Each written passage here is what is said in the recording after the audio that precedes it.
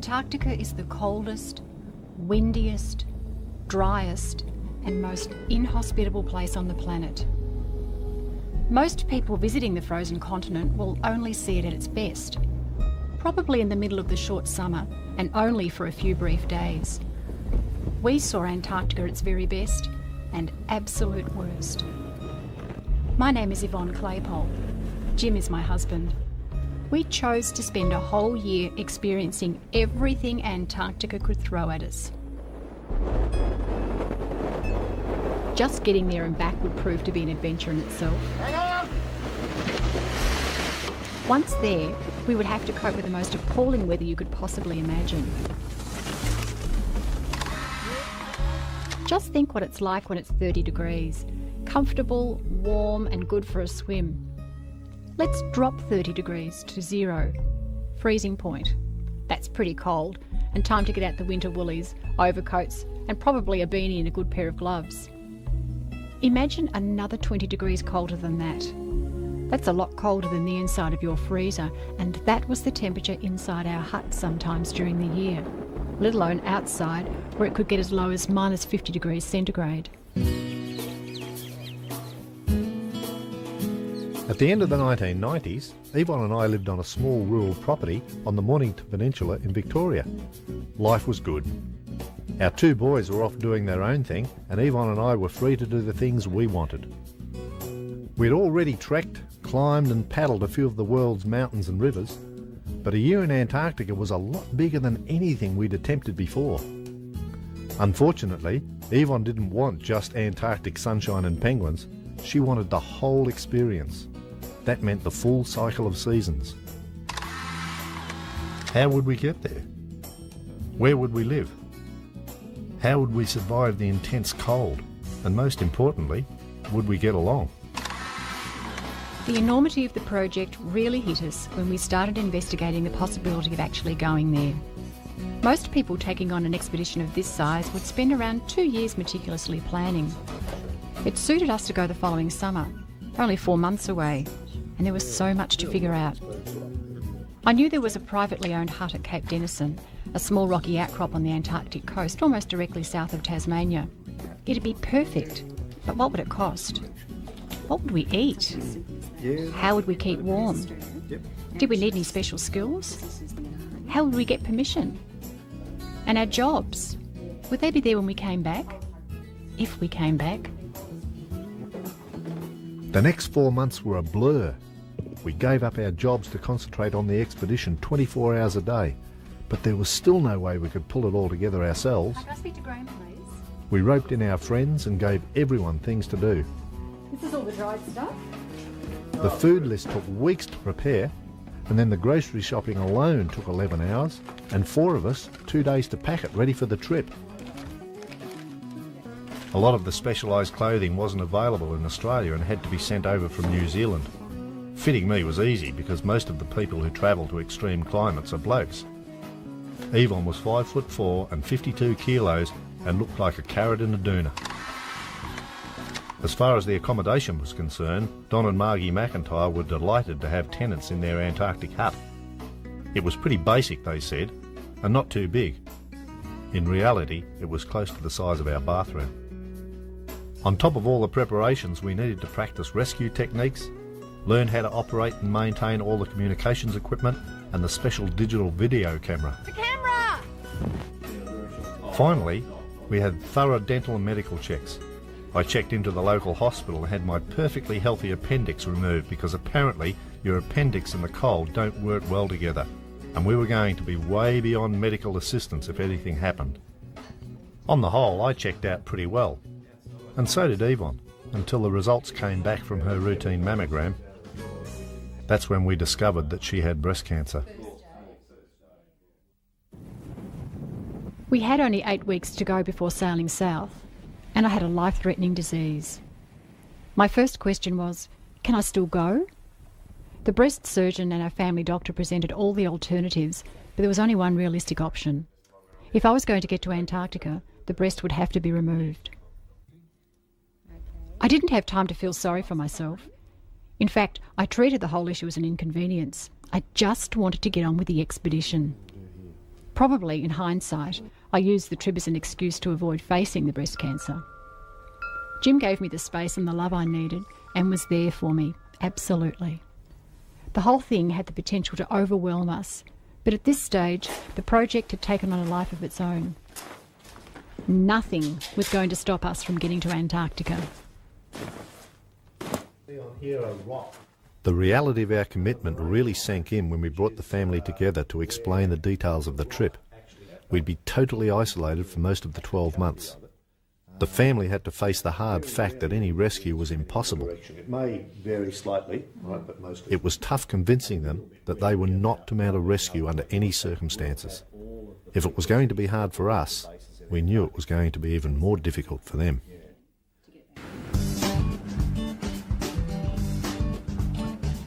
We arrived in Hobart 2 days before we were set to sail. We were flat chat the whole time. Everyone was racing around in different directions, getting last-minute things done, and we were suffering from information overload. All of our freight arrived from Melbourne. We bought a year's supply of cheese, margarine and meat locally, and picked up our newly imported sleds from customs. The yacht seemed to be getting smaller and smaller while our supplies just kept coming and coming. Where was everything going to go? Our media commitments kept us busy, and so did the calls to our sponsors before we left. And then there were meetings. Meetings with the press, meetings with the yacht skipper and crew, meetings with some of the sponsors, and many of the well-wishers who came down to see us off. The night before we left, we were confident we were just about ready. Then we were asked for our passports. Passports? We were leaving one part of Australia to go to the Australian Antarctic Territory. Why do we need passports? Jim and I were in Hobart with the rest of the family, and our passports were safely locked away in my sister's place in Melbourne. Another mad panic. We can't quite remember how, but somebody pulled some strings and they magically materialised in time for us to clear customs. We were off. I kept thinking about everything I was leaving behind. The people I loved, the sights and smells of the Australian bush, and the warmth of the sun on my face. Ahead, 12 months away from all those things.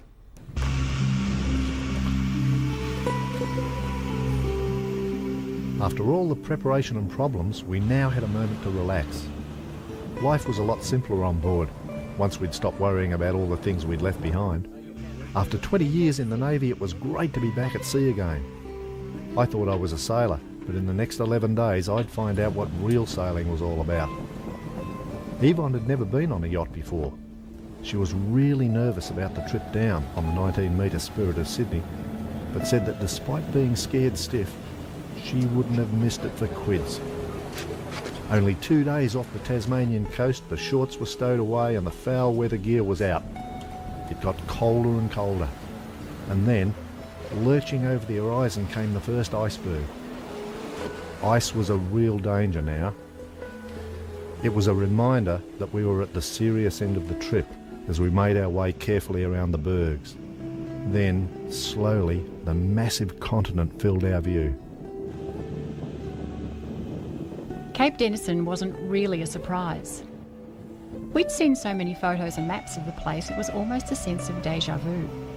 We were just so happy to be here and to get ashore safely.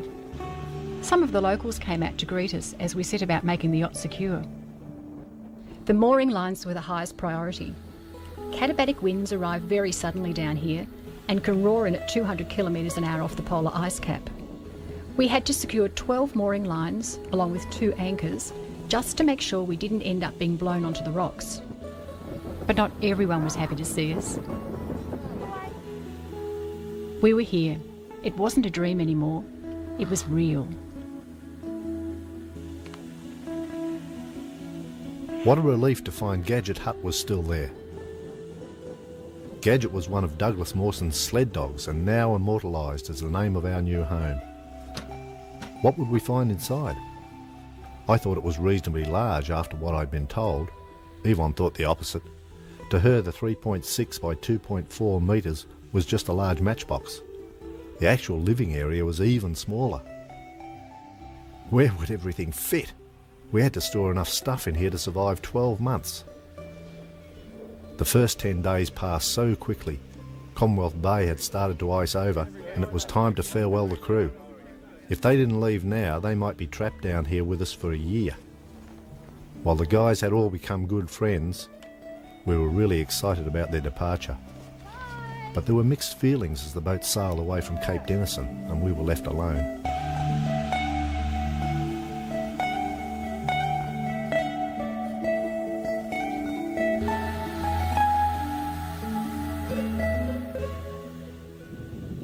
It was great to be on our own. What a stunning place. Our new backyard was about a square kilometre in size, but not a blade of grass in sight. Even though there wasn't a lot of colour around, we discovered the real beauty in the starkness of the environment. The one thing we didn't need in Antarctica was a freezer. All we had to do was dig a hole. Although fresh fruit and veggies were off the menu, we took plenty of meat to keep us going. Beef, bacon, roasts, sausages, ham, everything except chicken, because of the threat of Newcastle's disease getting into the penguin population. One thing we did have a problem with was water. There wasn't any. Antarctica is the driest continent on Earth. About 70% of the Earth's water is locked up in ice and there's nothing to drink. Making the 10 litres of fresh water we needed every day by melting ice would become a routine task for the next 12 months. Luckily, for the first 3 weeks, we were able to collect a few barrel loads from the frozen lakes near the hut. Food-wise, our priorities were, it had to be nutritious, it had to be hot, and there had to be plenty of it. Quality and presentation just didn't matter. All our cooking was done on a 2-burner kerosene stove. We even had a small oven for the anniversary roasts and our weekly bake fest. We loved it when the smell of freshly baked bread and muffins replaced the usual smell of our socks and musty boots. Our neighbours were very interested in the 2 new kids on the block. It was late summer and the penguins wouldn't be around much longer, so we spent lots of time watching them get around. We were meant to stay 5 metres away from all wildlife, but nobody told the penguins. They were as curious about us as we were about them.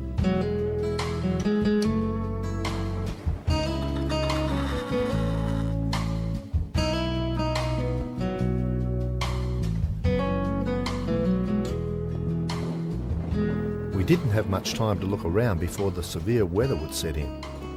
Living in the windiest place on Earth, our weather station would provide invaluable information on the local conditions. It'd record the extreme wind speeds, temperatures, wind chill factors and barometric changes most other weather stations would never experience. Communications were vital. Whenever Yvonne and I were separated, we always had a VHF radio on hand. Contact with the outside world was possible because of our satellite phone. I had to make a few modifications to Gadget to fit the new aerial. This would make the internet available to us, and we could send and receive photos as well as messages. Our satellite link became our only lifeline to the rest of the world. Yvonne moved the frozen meat into its permanent ice cave, and Gadget Hut was just about ready for anything. We hoped. And this is where our poor batteries have to live. Without batteries, any contact with the outside world was impossible. We relied on the batteries to power our sat phone, our radio and computers, as well as keeping the video cameras alive. Jim moved the batteries into our living quarters for most of the year because cold batteries don't hold a charge. Our tiny bench space was reduced to 70 centimetres as they claimed the warmest spot in the hut. While we had the sun, the batteries were recharged from the solar panels on the side of Gadget, but that wouldn't be for much longer. The hours of daylight were decreasing rapidly. But the charge in our batteries and the demands of our equipment would prove to be a mismatch as the temperatures plummeted and power shortages began to deeply affect the quality of our lives. Kerosene was vital to our survival.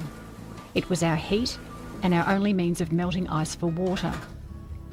Refuelling the kero stove, the heater and the lamp was the least popular part of our day. Handling the freezing containers was really unpleasant and it smelt out the hut. To keep the pressure up in the stove, we relied on a trusty bicycle pump. The stove required almost constant attention and developed its own difficult personality. But all this didn't stop us from turning out some great meals. Wow. Our first pizzas. Polenta pizzas were a big hit. So was the fresh bread. But getting the dough to rise in the cold required patience. It literally took a whole day to bake 4 loaves, which was our week's supply. Smells great. The children from my class at school had hidden personal messages and cards, drawings and handmade presents in our supplies. I really missed the kids. So not surprisingly, one of the favourite times each week was working on our school's program. We sent regular diaries and information to our website and became involved in all sorts of other internet interaction with groups of students from around the world. The biggest thrill was the regular satellite link-ups, where children were able to talk to us and ask questions about our adventures in Antarctica. Their curiosity amazed and amused us. Questions like, does your sneeze freeze? Have you seen the ozone hole over Antarctica? Do you wear your tracky dacks and slippers around the hut? And, Yvonne, how could you put up with Jim for so long? As if there wasn't enough ice outside, it had to build up on the inside as well, sometimes up to 150 millimetres thick, so our home would get progressively smaller until we chipped it off. Got to be very careful because I don't want to break the window. We'd be in all sorts of trouble if I did that. A combination of our cooking, breathing and the fine ice drift finding any tiny hole to get into meant that the inside looked more like an igloo than the timber ply we were used to. Occasionally we spent the whole day de-icing the hut. It became another one of those unusual chores we'd never had to do back in Australia. De-icing wasn't only an inside job. It was vital not to let the hut become buried after a big dump of snow. If we left it there for too long, it would turn into solid ice, and that was a lot harder to remove. Snow we could just shovel away. Ice needed a mattock or an ice axe. It could also ice up the weather station and stop any light getting to the solar panels. We couldn't allow the snow to freeze over the fuel barrels and set hard either. The consequences of puncturing a container when removing it from the ice would be an environmental nightmare. Although a lot of time was spent getting the ice out, we spent even more time bringing ice into the hut to melt into the 10 litres of water we'd live on each day. Yvonne had her favourite spot and I had mine, both selected because they were close to the hut and free of penguin poo. We often found it really cold inside Gadget Hut, but outside, the weather was a killer. Without the proper protective clothing, human can only last minutes in the intense cold. All our clothing was based on a layering system. Lots of layers were more efficient than one heavy layer. Over our underwear, we wore polypropylene long johns, which kept the sweat away from our skin. The next layer was a lightweight Polartec, a lightweight synthetic middle layer. Then there was a heavier weight Polartec over the top of that. Finally, a windproof outer shell made of heavyweight Gore-Tex. Then, to cover the extremities, we had gloves, balaclavas, goggles, double-layer boots and hats. I felt like a sumo wrestler when I was fully geared up. There was also specialist equipment like ice axes and crampons that made it possible to get traction on the ice.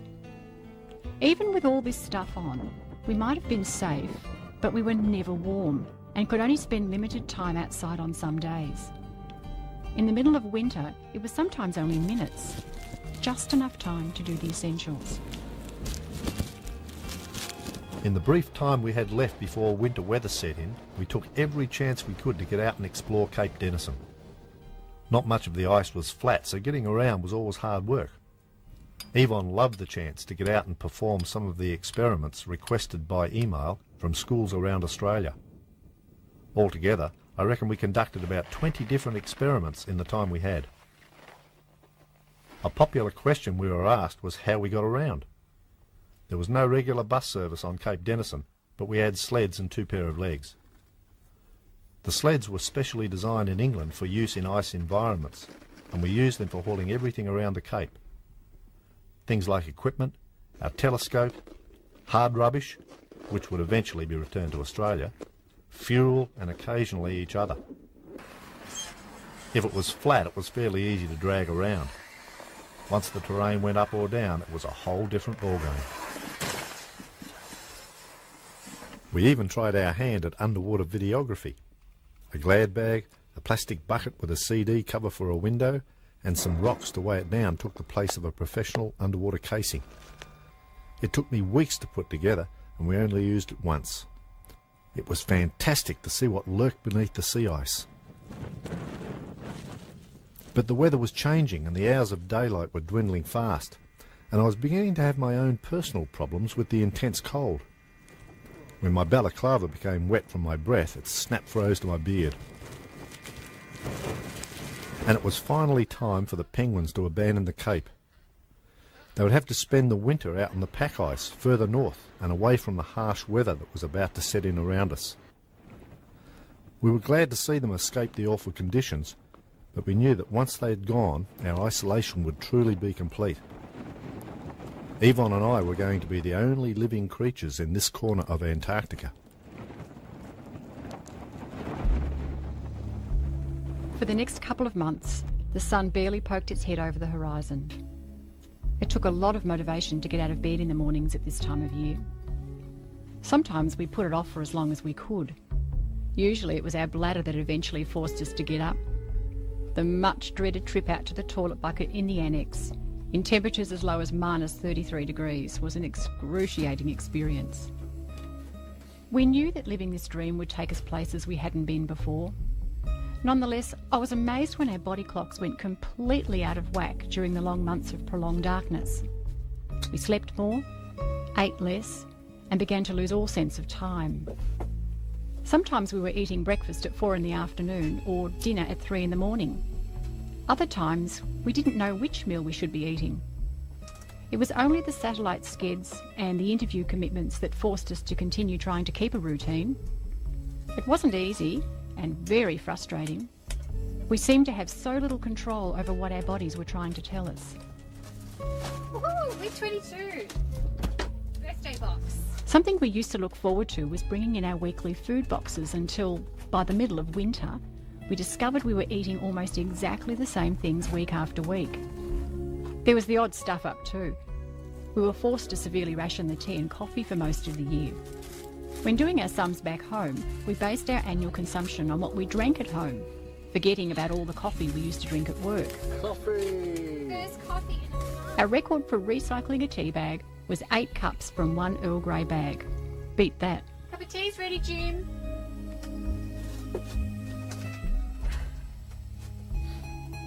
With the batteries not holding their charge well in the middle of winter, we relied on the generator to frequently top them up. The extreme cold affected the alternator too, so much, in fact, that it needed constant repairs. Just about every time we ran the generator, there was something mechanical that we had to attend to. The body of the generator was so cold the oil became too thick to allow it to turn over. Before starting, it had to be tickled with the blowtorch to get things moving. We'd always taken a regular supply of power for granted, until we didn't have it. Keeping Gadget powered up for the 12 months was a major part of my daily routine.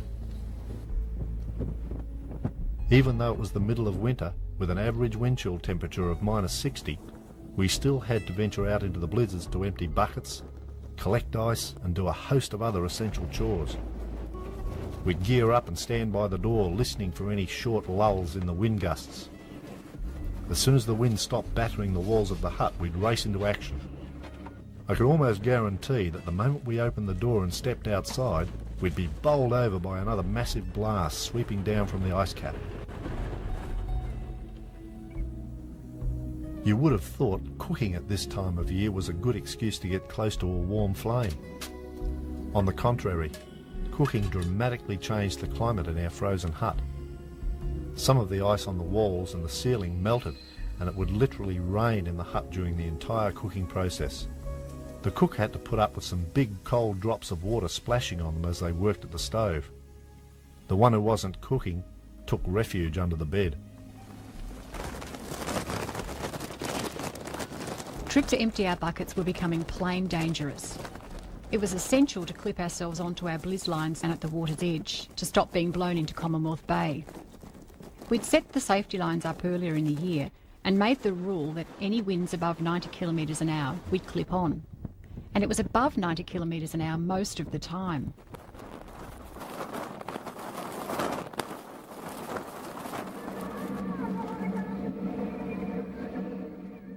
With the blizzards trapping us inside much of the time, keeping our minds active became a real challenge. We knew it was important to keep our brains moving as well as our bodies through this period. Jim read more books during the year in Antarctica than he'd ever read in his life. We had asked each of our friends to loan us a book and a CD to provide a little variety in our selection. We had plenty of time to indulge in books, and we'd read anything. At night time, we even read to each other. That was one of my favourite forms of entertainment. We just wish we could have taken a lot more, because by September we'd read every book, magazine, food label and instructional manual on the Cape. That's when the board games came out that friends had packed away for us. We spent hours competing at Monopoly and cards, or trying to outwit each other with the puzzles and quizzes. Music became our only escape from the relentless howl of the wind that was invading our lives. The headphones also served another purpose. They became a signal to each other that we needed a bit of time out, some personal space. It was a strategy we talked about before we left home. Because we knew there would be times when it would be impossible to physically be by ourselves, we thought that this escape would become an important circuit breaker. With the headphones on, we simply weren't there, and there was to be no contact between us until they were removed. Happy midwinter. Midwinter's Day is a highlight of the Antarctic year. Everyone on the continent celebrates. Our freezer was just outside the door, but every time we needed something, it was a major excavation through the ice. Yvonne knew where the roasts were and dug one up 5 days before. We feasted on roast pork with dehydrated vegetables. The chocolate mousse froze, so we gave that a miss and indulged in a bottle of Chardonnay, which we'd saved for the occasion. Although it was time for celebrating, we'd been warned that the second half of the year would be twice as hard as the first. The Cape was still in 24-hour darkness, and the worst of the weather was yet to come. The novelty of living in Antarctica had long worn off. We were constantly alert for frostbite. Although we were very careful, minor cases on extremities were almost unavoidable. Frostbite is when the skin and the tissue below freezes and dies.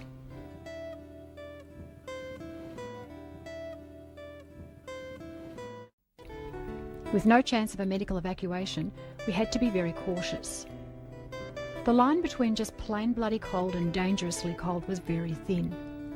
A lot of the time, bits of us were unbelievably cold, and we had to make sure that we didn't cross that line. But Jim ignored the telltale signs once too often and suffered the consequences with 3 frostbitten toes. Ironically, it happened while he was in the relative safety of Gadget Hut. While talking on the sat phone and emailing messages used to be a novelty and a way of sharing our adventure, it now served a much more important purpose. Communication with the outside world had become our emotional lifeline. And because of the battery situation, it was also the worst time to be using valuable power supplies. Back home, our eldest son Ryan and his wife Bronnie were about to have their first child, and not being there was very hard. It really sank in just how isolated we were. We hadn't seen another human being or living creature for 7 months. Yvonne was the only other person in my life. These are the 2 bits of filling that I broke off my tooth the other day while I was chewing bits of bacon. One of the many conveniences we didn't have nearby was a dentist. When Jim's molar shattered, it really tested our resources and creativity. All we had was a frozen tube of temporary dental filling, a kitchen knife, toothpaste and a plastic electrical tie. There were a few false starts. When the importance of filling the tooth outweighed the filming of the episode, Jim cracked it a couple of times, but I persisted with the shooting anyway. Kids, don't try this at home. Okay, it's a pretty rough job, but I think I swallowed more than I cut on my teeth. The worst of winter was behind us, and the sun was now spending more time above the horizon than below. What a difference! We felt like we'd been liberated. Spending more time outside was now possible, and we could enjoy the enormous changes around the Cape. Finding the meat was a lot easier too. I didn't have to dig just to find the doorway to our freezer. Luckily, we can't broadcast smell yet because neither of us had had a shower since January. Our bathing was done in a bucket, and we tried to indulge every 10 days or so. Putting aside 3 litres of water for a bath was a real luxury. It used up our precious fuel, and with limited kerosene supplies, bathing was not a priority. I longed for clean, sweet-smelling washing, but laundering anything had to come second. Apprentices at Jim's work constructed our Antarctic washing machine, based on an old Navy pogo stick washing device Jim used in his Navy days. If washing was difficult, drying was almost impossible. In Antarctica, washing lines are useless because everything snap freezes. When we first set out on our year-long adventure, I pronounced that I wasn't going to cut my beard until we returned. But Yvonne was starting to complain that she felt like she was sleeping with Santa Claus. It was either off with the beard or I might be sleeping with the penguins, and they weren't even back yet. So with the spring cleaning in the hut, I did a bit of personal spring cleaning as well. For people that are used to having a couple of showers a day, the lack of regular washing was a real shock for our bodies. We both developed minor skin rashes and lots of little itchy spots. And spending all the time covered up prevented our skin's usual doses of vitamin A, so we started turning a lovely shade of yellow. Finding a decent local hairdresser was a problem. Luckily I brought one with me. I was more than happy to have an occasional trim, but Yvonne wasn't game enough to let me near hers. When she had bad hair days, she just pulled on another hat. More sunshine meant more time outside without the constant fear of being caught in a blizzard, and we fell in love with Antarctica all over again. Jim and I had bets on when the first penguins would arrive. We hadn't seen them for 7 months, and their return meant a lot more than just having the neighbours back. Life had returned to our backyard. I lost the bet and had to haul Jim around the Cape in my sled. Although I'd got the smooth bits on camera, I can assure you I chose the roughest route I could find. And that's not all you can do in a sled.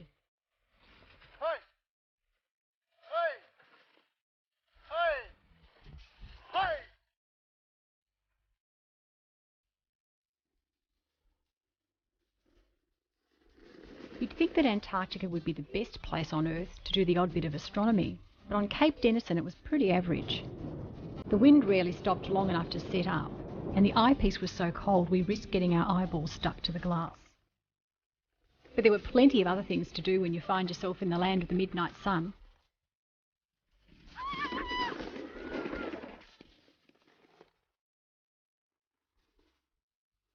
The Royal Cape Denison Golf Club was very exclusive, with a membership of 2, Jim and me. The fairways were appalling, but the greens were fast, if not a little lumpy. We couldn't keep the local riffraff out, and they never bought their own clubs anyway. But it was just great to get out again. The penguins returning was a big milestone in our long year, and seeing the first Qantas fly over was a real buzz. We spoke to the pilot and some of the passengers who'd won a competition to fly over Antarctica. We did our best to welcome them as they flew over, photographing our backyard. Watching the little red tail flash across our colourless world was hypnotic. I'm not sure how much of us they could see from up there, but the sights of the real world coming to see us was a great thrill. Cape Denison was shedding her winter coat. Mind you, the outside temperature was still minus 15 degrees, but was positively balmy compared to what we'd just been through. The transformations in our backyard amazed us. The sea ice was breaking up. Bergs were breaking off the massive ice cliffs around the coast. The ice ledges were being pounded by the tides and washed away, and the rocks were reappearing from under their blanket of snow.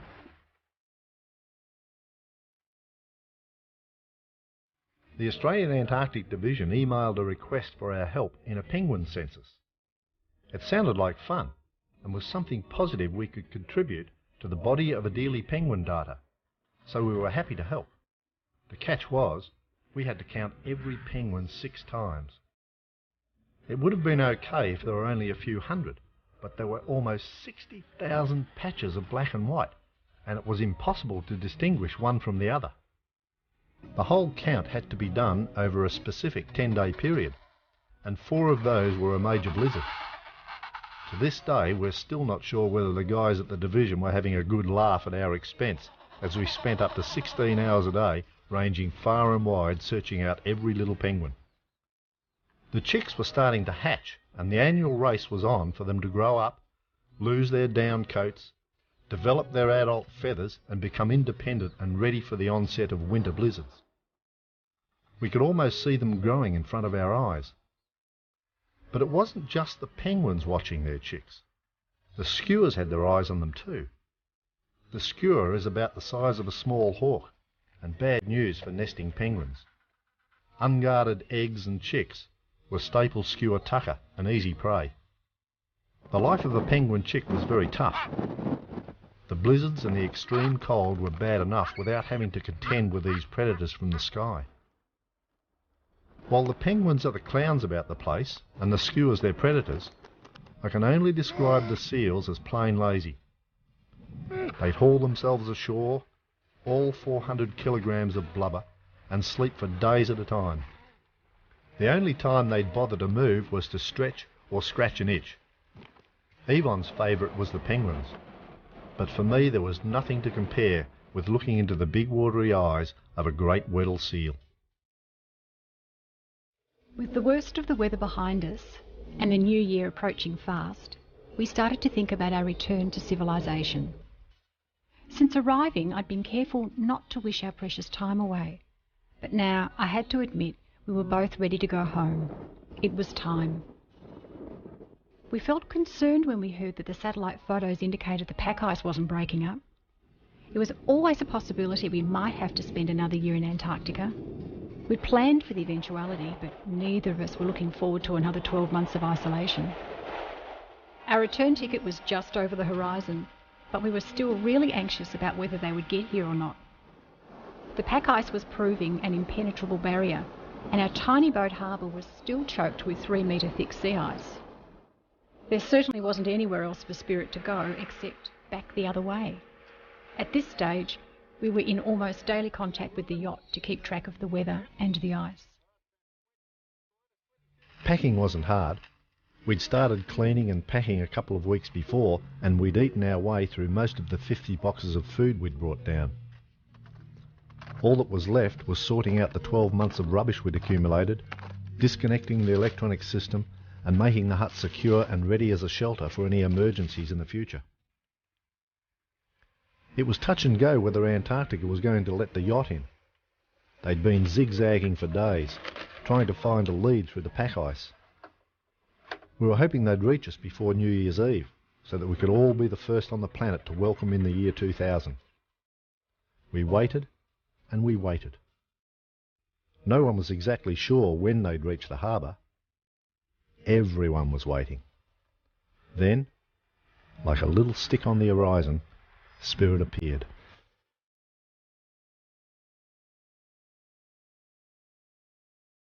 The yacht arrived at 8 p.m. on New Year's Eve. Enough of the sea ice had broken up a few days before to allow them into the harbour.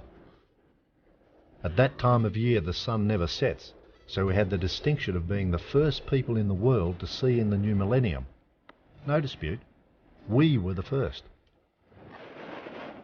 Although Cape Denison was a huge area, it suddenly felt very crowded. It was odd to find 10 extra sets of footprints in the snow around our backyard.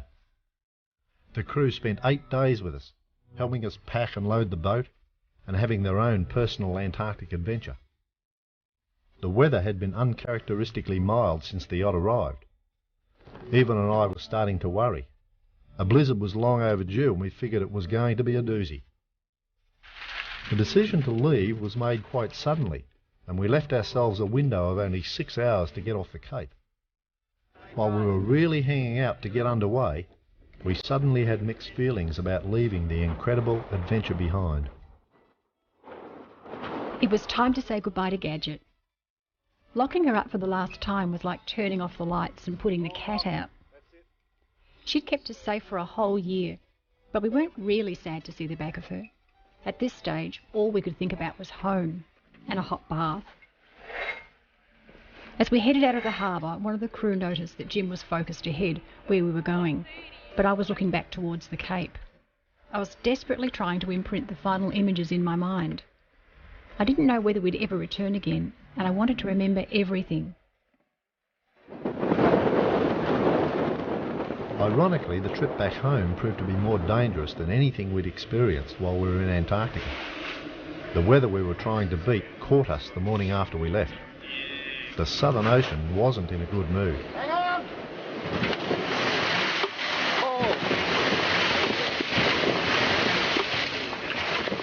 The yacht was knocked down a few days off the Antarctic coast. The mast was just about pointing to the bottom and the Southern Ocean was pouring in.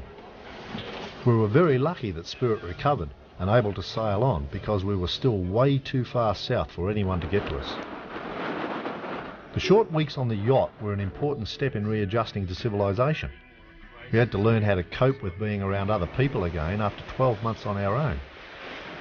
We quickly found out how out of touch we'd really been with world events and relished the opportunity to catch up on all the goss.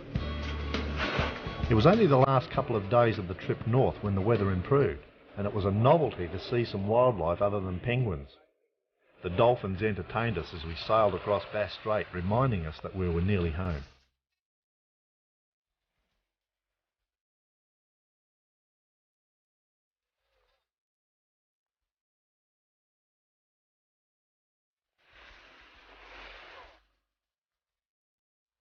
No one had had a decent sleep since we left Antarctica, and the whole crew were feeling and looking pretty haggard. We'd all been running on adrenaline, and everyone was just as keen to get home as Yvonne and I. Although we'd seen pictures of Jasmine, our first grandchild, we were really hanging out for our first cuddle. We had one set of non-Antarctic clothes on board. I can't describe how good it felt to have bare feet and legs with the sun on our faces again. Coming back to the temperate, civilised world was a shock to the system. There was so much colour and movement. We could smell the trees and the soil. It was wonderful, but quite overpowering. Our senses were really working overtime. Everything we were waiting for, everything we'd been missing for so long, was suddenly right in front of us. Although arriving home was incredibly exciting, the whole thing was a bit daunting as well. The media had turned out to greet us, and it was like a war zone, with all the helicopters flying around the yacht as we sailed into Melbourne. By the time we got to Pier 35, we spotted our family, along with hundreds of other well-wishers waiting to say hello. Getting off the boat and setting foot on home soil was the best. I was just so happy to be home safe at last and surrounded by all the people I missed terribly. For the next 2 weeks, we spoke to just about every TV and radio station, newspaper and magazine. Everyone wanted to know about Jim and Yvonne, the couple from next door that had survived a year in the frozen wilderness of Antarctica.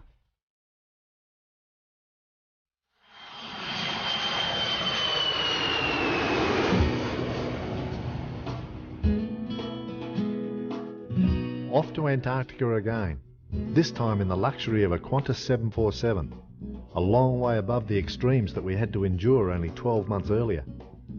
Seeing the huge frozen continent from this angle only reinforced our awe and respect for this amazing place. Since returning, I've taken up corporate training again. I've moved on, but still enjoy reliving the extraordinary experiences we shared. On the other hand, Yvonne lingered longer with the memories of our remarkable adventure. She wrote a book about living on the edge and spent lots of time speaking with various schools and groups that followed our adventure. As far as the breast cancer is concerned, she's been given the all clear. Yvonne's now back with her other passion, teaching. We still live in Flinders, south of Melbourne, and appreciate our showers, our family, the warm sun on our face, and the fresh food we miss so much. So, what do you get out of a year in Antarctica? The main thing is the realisation that Jim and I can do anything we want to turn a dream into a goal, You just have to focus on what you want to do and never, never give up. People ask us how we could top a year on ice. Well, I've got a few ideas, but I haven't told Jim yet.